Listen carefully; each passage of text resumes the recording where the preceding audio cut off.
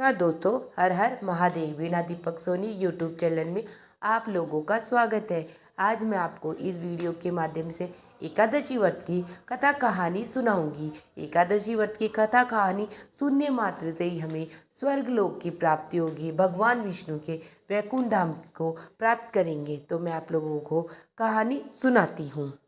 एकादशी व्रत की 3 पौराणिक कहानियाँ हैं, जो मैं आपको तीनों कहानियाँ सुनाती हूँ। कार्तिक माह के शुक्ल पक्ष एकादशी को देवउठनी एकादशी, देवोत्थान एकादशी, देव उठनी 11 या प्रबोधिनी एकादशी आदि नामों से जाना जाता है।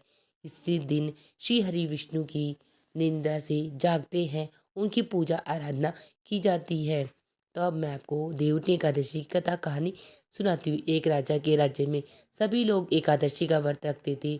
प्रजाता नौकर चाकरों से लेकर पशुओं तक को एकादशी के दिन अन्न नहीं दिया जाता था। एक दिन किसी दूसरे राज्य का एक व्यक्ति राजा के पास आकर बोला, महाराज कृपा करके मुझे नौकरी पर रख लो।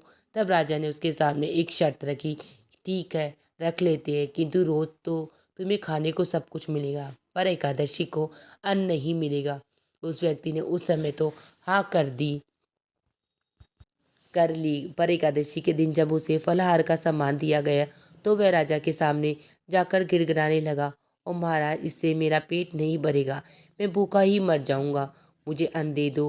राजा ने उसे शर्त की बात याद दिलाई, पर वह अन्न छोड़ने का राजी नहीं हुआ। तब राजा ने उसे आटा दाल चावल आदि दिए। नित्य की तरह ही नदी पर पहुंचा, वो स्नान कर भोजन पकाने लगा। तब भोजन बन गया तो वह भगवान को बुलाने लगा, आओ भगवान भोजन तैयार है। आने पर पीताम्बर धारण किए हुए भगवान चतुर्भुज रूप में आ पहुंचे। तब प्रेम से उसके साथ भोजन करने लगे। भोजन आदि करके भगवान अंतर्ध्यान हो गए। तब वह अपने काम पर चला गया। 15 दिन बाद अगली एकादशी को राजा से कहने कि महाराज मुझे 2 गुना सम्मान दीजिए खाने के लिए, उस दिन तो मैं भूखा ही रह गया। तब राजा ने कारण पूछा तो उसने बताया कि हमारे साथ भगवान भी खाते हैं, इसलिए हम दोनों के लिए सम्मान पूरा नहीं था और सामान कम रह गया। यह सुनकर राजा को बड़ा आश्चर्य हुआ। बोला, मैं नहीं मान सकता कि भगवान तुम्हारे साथ खाना खाते हैं। मैं तो इतना व्रत रखता हूँ, पूजा करता हूँ, पर भगवान ने मुझे कभी दर्शन नहीं दिया। राजा की बात सुनकर वह बोला, महाराज यदि आपको विश्वास न हो तो साथ चलकर देख लो। राजा एक पेड़ के पीछे छिपकर बैठ गए। उस व्यक्ति ने भोजन बनाया, भगवान को शाम तक पुकारता रहा, परंतु भगवान नहीं आए। अंत में उसने कहा, हे भगवान यदि आप नहीं आए तो मैं नदी में कूदकर प्राण त्याग दूंगा। भगवान नहीं आए। तब वह प्राण त्यागने के उद्देश्य से नदी की तरफ बढ़ा। प्राण त्यागने का उसका दृढ़ इरादा जान शीघ्र ही भगवान ने प्रकट होकर उसे रोक दिया और साथ बैठकर भोजन करने लगे। खा पी कर वे उसे अपने विमान में बिठाकर अपने धाम ले गई। ये देखकर राजा ने सोचा, यह व्रत उपवास से तब तक कोई फायदा नहीं होता जब तक मन शुद्ध न हो।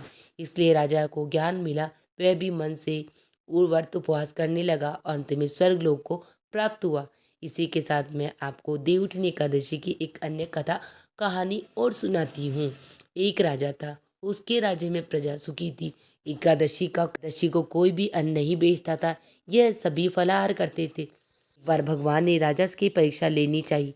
भगवान एक सुंदरी का रूप धारण किया तथा सड़क पर बैठ गए। तभी राजा उधर से निकला और सुंदरी को देखकर चकित रह गया।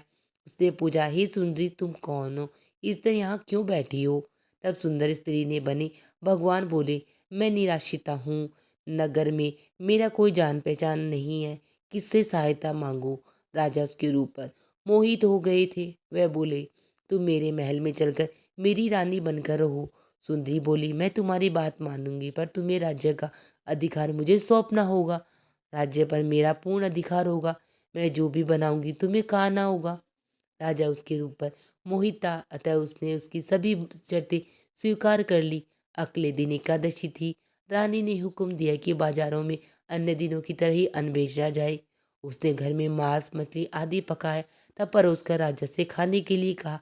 यह देखकर राजा बोला, आज तो मेरा एकादशी का व्रत है, मैं तो केवल फलाहारी करूँगा। तो रानी ने शर्त की याद दिलाई, बोली, या तो खाना खाओ, नहीं तो मेरे बड़ी राजकुमार का सिर काट लूंगी।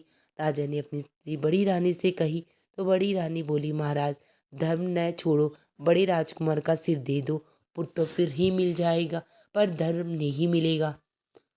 इस दौरान बड़ा राजकुमार खेलकर आ गया। माँ की आंखों में आंसू देख वह रोने का कारण पूछने लगा तो माँ ने उसे सारी वस्तु स्थिति बता दी। तब वह बोला, मैं सिर देने के लिए तैयार हूँ। पिताजी के धर्म की रक्षा होगी, जरूर होगी। राजा दुखी मन से राजकुमार का सिर देने को तैयार हुआ तो रानी के रूप से भगवान विष्णु प्रकट होकर असली बात बताई और तुम इस कठिन परीक्षा में पास हुए। भगवान ने प्रसन्न मन से राजा से वर मांगने को कहा तो राजा बोला, आपका दिया हुआ मेरे पास सब कुछ है, हमारा उद्धार कर दो। उसी समय वहाँ एक विमान उतरा। राजा ने अपना राज्य पुत्र को सौंप दिया और विमान में बैठकर परम धाम विष्णु के चले गए। मैं आपको देवउठनी की एकादशी की तीसरी अंक अन्य कथा कहानी सुनाती हूँ। देवउठनी एकादशी की एक प्रमुख कथा शंखासुर शंखासुर नामक राक्षस की है। शंखासुर ने तीनों लोकों में बहुत ही उत्पात मचाया हुआ था। तब सभी देवताओं के आग्रह करने पर भगवान विष्णु ने उस राक्षस से युद्ध किया और उस युद्ध कई वर्षों तक चला। युद्ध में वह असुर मारा गया और उसके बाद भगवान विष्णु विश्राम करने चले गए। कार्तिक शुक्ल एकादशी के दिन भगवान विष्णु की निंद्रा टूटी थी और सभी देवताओं ने भगवान विष्णु की पूजा की थी। शिव महापुराण के अनुसार पौराणिक समय में दैत्यों का राजा दम हुआ करता था। वह बहुत ही बड़ा विष्णु भक्त था। कई सालों तक उसके यहाँ संतान नहीं होने के कारण उसने शुक्राचार्य को अपना गुरु बनाकर उनसे श्री कृष्ण मंत्र प्राप्त किया। यह मंत्र प्राप्त करके उसने पुष्कर सरोवर में घोर तपस्या की। भगवान विष्णु उसकी तपस्या से प्रसन्न हुए, उसे संतान प्राप्ति का वरदान दे दिया। भगवान विष्णु के वरदान से राजा दम के या एक पुत्र ने जन्म लिया। इस पुत्र का नाम शंखचूड़ रखा गया। बड़ा होकर शंखचूड़ ने ब्रह्मा जी को प्रसन्न करने के लिए पुष्कर में घोर तपस्या गई। उसकी तपस्या से प्रसन्न होकर ब्रह्मा जी से वरदान मांगने को कहा।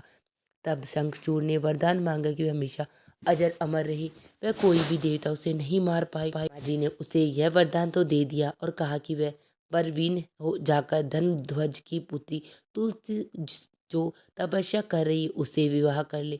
शंखचूड़ ने वैसा ही किया और तुलसी के साथ विवाह के बाद सुखपूर्वक रहने लगा।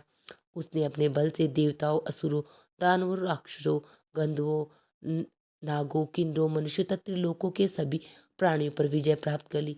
वह भगवान श्री कृष्ण का परम भक्त था। शंखचूड़ के अत्याचारों से सभी देवता परेशान होकर ब्रह्मा जी के पास गए और ब्रह्मा जी ने उन्हें भगवान विष्णु के पास गए। भगवान विष्णु ने कहा, शंखचूड़ की मृत्यु भगवान शिव के त्रिशूल से ही होगी, अतः आप उनके पास जाइए।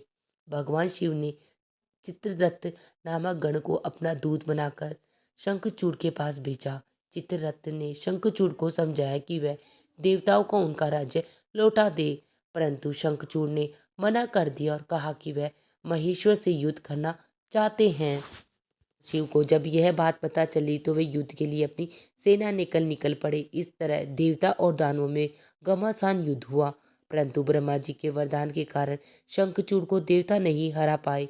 भगवान शिव ने शंखचूड़ का वध करने के लिए जैसे ही अपना त्रिशूल उठाया तभी आकाशवाणी की, जब तक शंखचूड़ के हाथ में श्री हरि का कवच है, उसकी पत्नी का सतीत्व खंडित है, तब तक इसका वध असंभव है। आकाशवाणी सुनकर भगवान विष्णु वृद्ध ब्राह्मण का रूप धारण कर शंखचूड़ के पास गए। उससे श्रीहरि कवच दान में मांग लिया।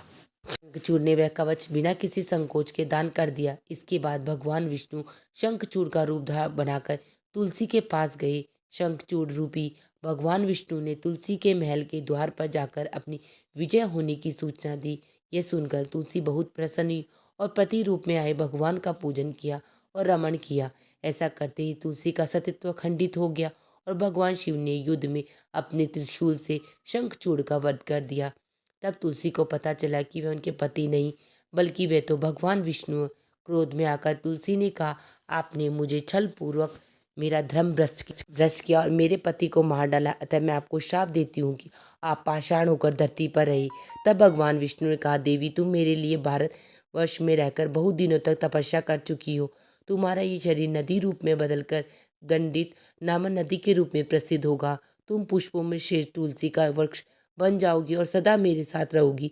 तुम्हारे श्राप को सत्य करने के लिए मैं पाषाण में बनकर रहूंगा, अर्थात मैं शालिग्राम के रूप में धरती पर रहूंगा। मंडकनी नदी के तट पर मेरा वास होगा। देव प्रबोधनी एकादशी के दिन भगवान शालिग्राम में तुलसी का विवाह संपन्न कर मांगलिक कार्यों का प्रारंभ किया जाता है। हिंदू मान्यता के अनुसार इस दिन जी का शालिग्राम से विवाह करवाकर जो व्यक्ति श्रद्धा भाव के साथ शालिग्राम से तुलसी माता का विवाह कराता है, उसके घर में धन संपदा की कोई कमी नहीं हो, तो उसे भगवान विष्णु और माता तुलसी का भी आशीर्वाद प्राप्त होता है। जो व्यक्ति श्रद्धा भाव से ये कथा कहानी पढ़ता सुनाता है, उसे भगवान विष्णु और तुलसी माता का आशीर्वाद प्राप्त होता है, जिससे उसके घर में अपार धन संपदा की वर्षा होती है। एकादशी की व्रत की कथा कहानी जो व्यक्ति भी श्रद्धा विश्वास और निष्ठा के साथ सुनता है, उसे स्वर्ग लोक की प्राप्ति होती है, अर्थात वे भगवान विष्णु के वैकुंठ धाम को जाता है। इसी के साथ मेरी कथा कहानी समाप्त होती है। आप सबको मेरी देवउठनी एकादशी की कहानियाँ कैसी लगी मुझे कमेंट बॉक्स में जय श्री कृष्णा लिख जरूर बताना। वीडियो पसंद आई तो चैनल को लाइक एंड सब्सक्राइब जरूर करना, शेयर करना तो बिल्कुल मत भूलना। वीडियो देखने के लिए आप सभी लोगों का धन्यवाद।